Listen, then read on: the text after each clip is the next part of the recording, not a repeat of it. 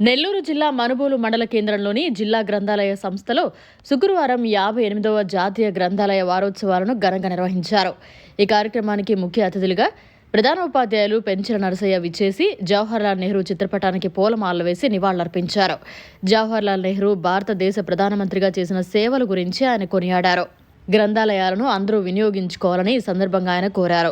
ఈ కార్యక్రమంలో లైబ్రేరియన్ వాసిలి అరుణ్ కుమార్, ఉపాధ్యాయులు మనోజ్ కుమార్, రమాదేవి, అపర్ణ, శ్యామ్ సుందర్, ప్రసాద్ తదితరులు పాల్గొన్నారు. నేను మోడల్ ప్రైమరీ స్కూల్ ప్రధానోపాధ్యాయులు పనిచేస్తున్నాను.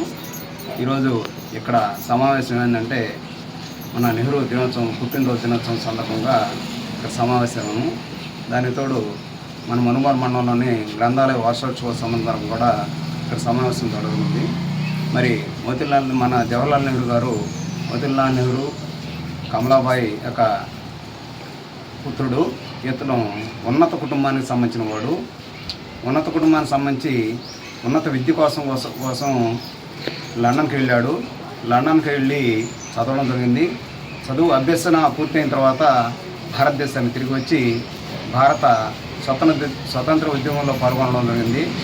చాలా ఉద్యమాల్లో పాల్గొన్నాడు.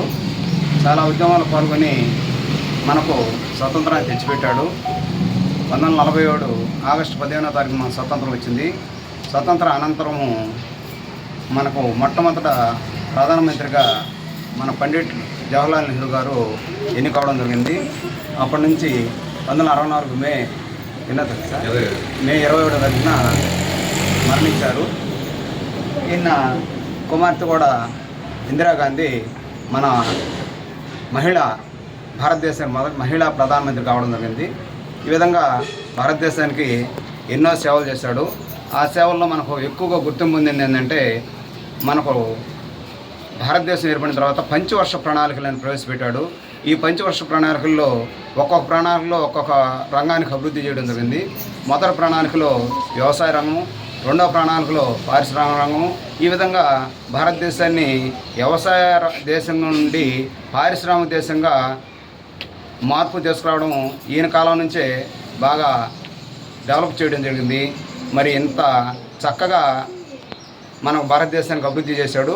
ఆ తర్వాత ఈయనకి పిల్లలంటే చాలా ఇష్టము. అందుకని ఈయన జన్మదినోత్సవం రోజున పిల్లల దినోత్సవం జరపడం అంటే బాలబాలికల దినోత్సవంగా జరుపుకోవడం జరుగుతుంది.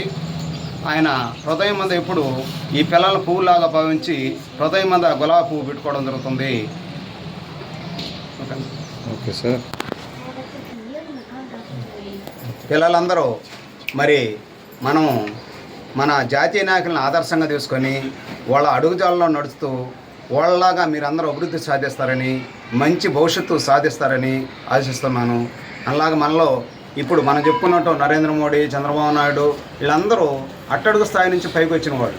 మరి అలాగే మీలో కూడా ఎంతోమంది పిల్లలు మరి మంచి ఉన్నత స్థితికి చేరతారని ఆశిస్తున్నాను. మరిన్ని అప్డేట్స్ కోసం మన HN9 టీవీ ఛానల్ని సబ్స్క్రైబ్ చేసుకోండి.